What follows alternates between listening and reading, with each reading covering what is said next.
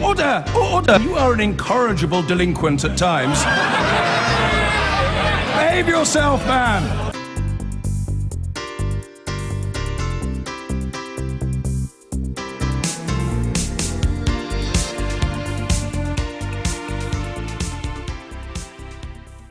As ever, to the front pages, there's the Observer with that story saying Theresa May has been forced to backtrack over the Snoopers Charter. Is that true? We will find out from her later on, I'm sure.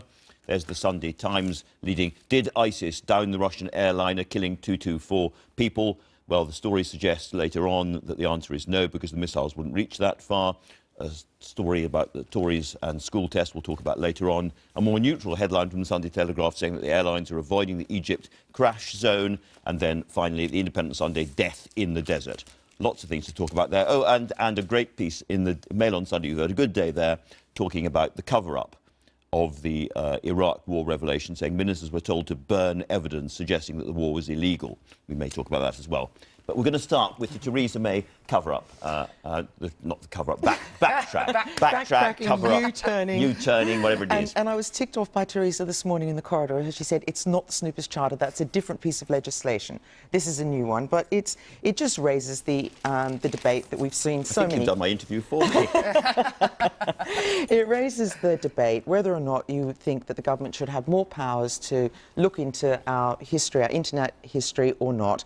And, you know, frankly, and there's a very good piece actually here from Henry Porter in the Observer, where he says, you know, this is basically the civil liberties argument. Don't be fooled, it's just another way of the government being able to pry into our lives. I, quite frankly, would be happy for anyone to look at anything on my internet. They can look at my Tesco shop, they can look at my, you know, messages from the office saying my column's rubbish, they can see it all, if it means it keeps one person safe. But there are lots and lots of people who are in the position of being natural hypocrites, saying we want to be kept safe, but we don't want anyone to see what we're doing on the internet. How do we keep people safe? The trouble is that it's not just about keeping people safe, it's about how long they store your data. And you might not mind your Tesco order, but your credit card information is on there. And as Talk 15-year-old hackers have taught us, this piece of legislation would mean people, you know, small companies who don't have the same encryption are having to keep data for months and months and months and months, much longer than normal, and your data could be hacked. And what's it going to be used for? I don't care. I would rather it meant that there's not going to be another bombing in London. Well, unless you're planning one, I don't suppose it matters that you're... And I think we could be sure that she's not. Now then, the Russian plane disaster is everywhere, Jess. Yeah, quite a lot of the papers, the Sunday Times, the Independent, are leading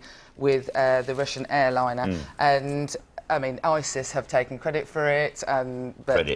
Credit. As such, yeah. Yeah, I mean, a strange thing to take credit for. I mean, it's an absolutely tragic disaster, but it's not known what has happened yet, and it's about...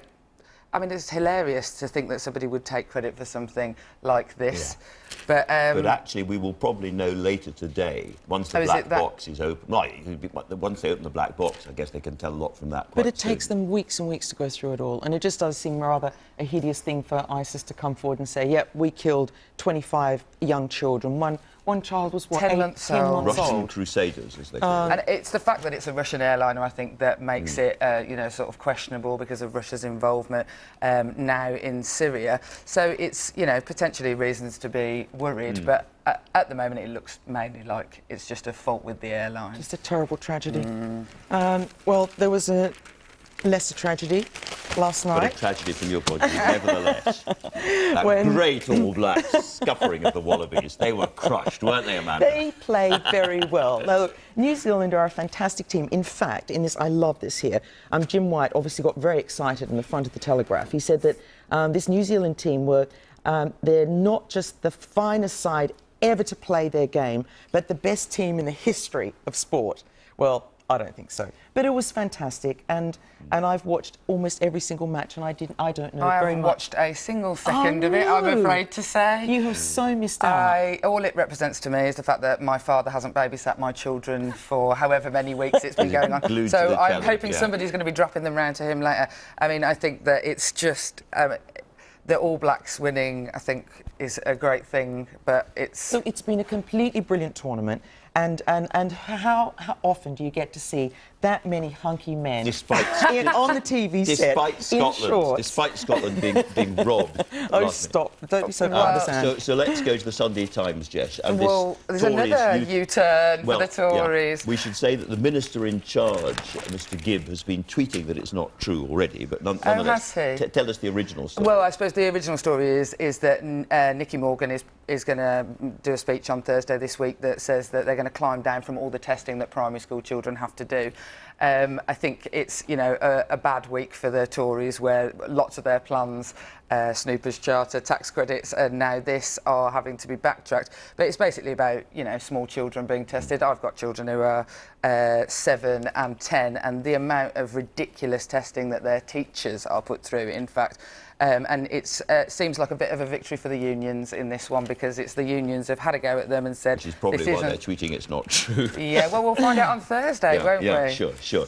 Amanda. Now, we can't leave the rugby without this heartwarming photograph. This wonderful new love affair.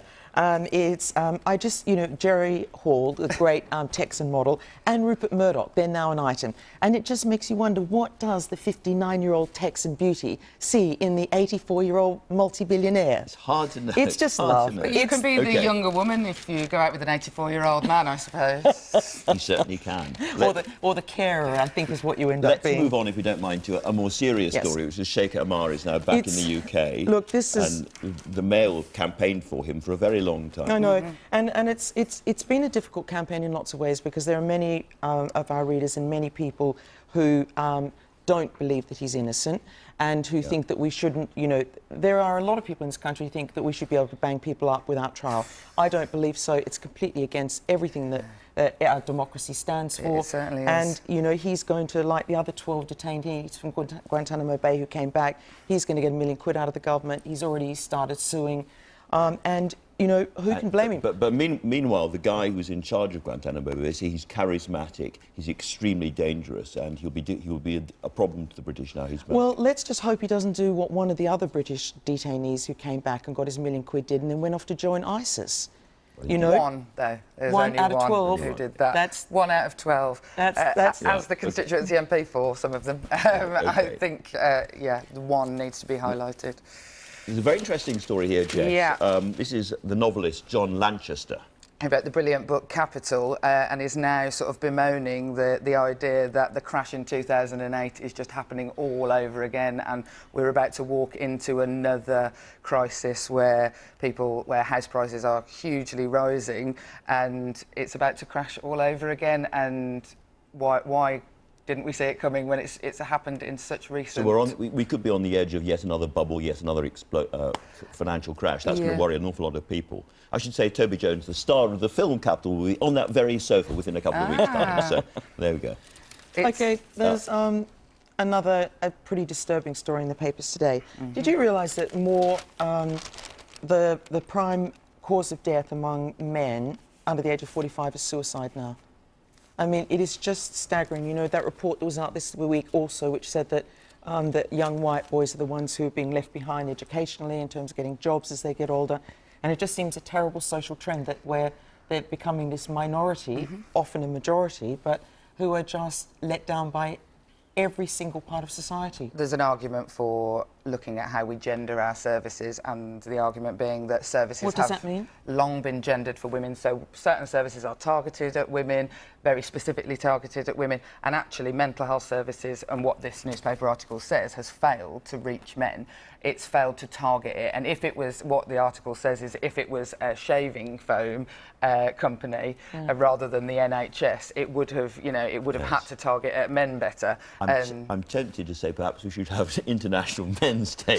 You might be tempted to say that. It wouldn't help any of these people. No. I raised that obviously because you had a ferocious argument with a Tory MP who went for you, and then you had a horrible lot of trolling online, and so you've had a very, very rough week, and it's picked up, I think, by the Observer. Barbara Ellen, the Observer, talks about it. It is, and so tell us a bit about what happened. Well, I mean, you know, like many people before me, like you, I'm sure, people threatened to rape bind and gag me on the internet this week because I spoke from a feminist perspective, which apparently is anathema. And what Barbara Ellen says in her piece is that it's just another newspaper story about just another woman getting newspaper threats, and we've all just got used to that. We have become sort of anaesthetised to it, haven't we? I mean, I just now, when I look at the comments online or social media, below the line. I seldom do. But sometimes, just for fun, I see how many times I'm going to be raped and how many times they're going to kill me.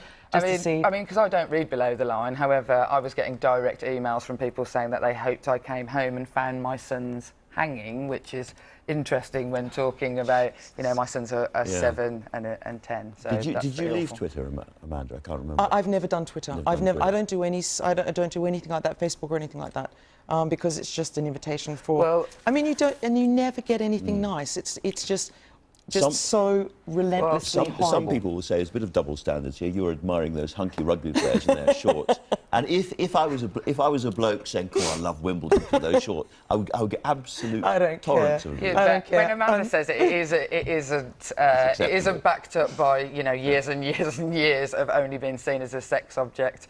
So women speaking about men is completely different. Quite nice that men are being seen as sex objects now. Go on, gang up on me. That's fine. Absolutely fine. Where are we going next?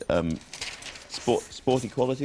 So sport equality, talking related about... directly. I mean, it's not all just about men and balls.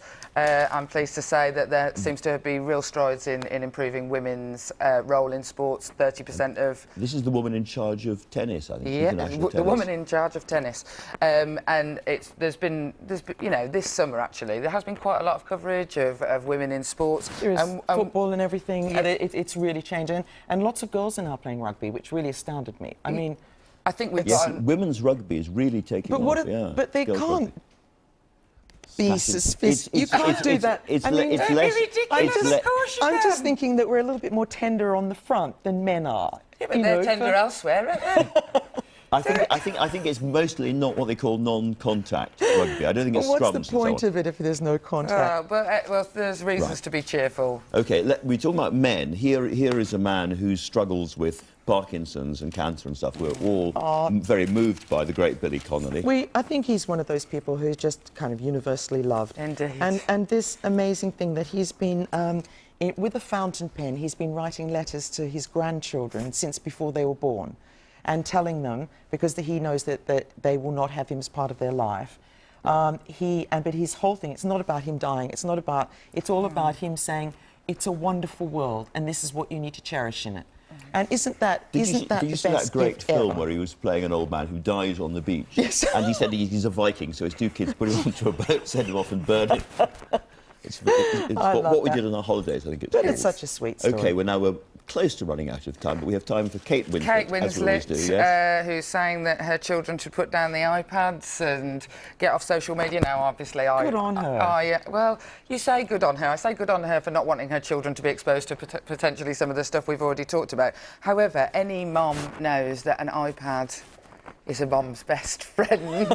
I wouldn't be able to do any of the work that I have to do at home if it weren't for some of the devices. But, I mean, I see what she's saying around social media. It's because she's starring in the film that is going to be produced about Steve Jobs, and she doesn't like her children having strangers talking to her. But also imagine all the stuff that they'd read online about her when she gets trolled. My main concern, I don't give a monkey is what these idiots say to me, but, you know, my 7-year-old presses the Siri button and then says Jess Phillips because he likes to look at newspaper articles about me. And if he sees people threatening his life as well, and that's pretty awful. So I can see where Kate Winslet comes from, but, you know, I won't be telling my kids to put the iPad down. Nobody is going to troll either of you for that brilliant paper review. Thank you both very much indeed. I've been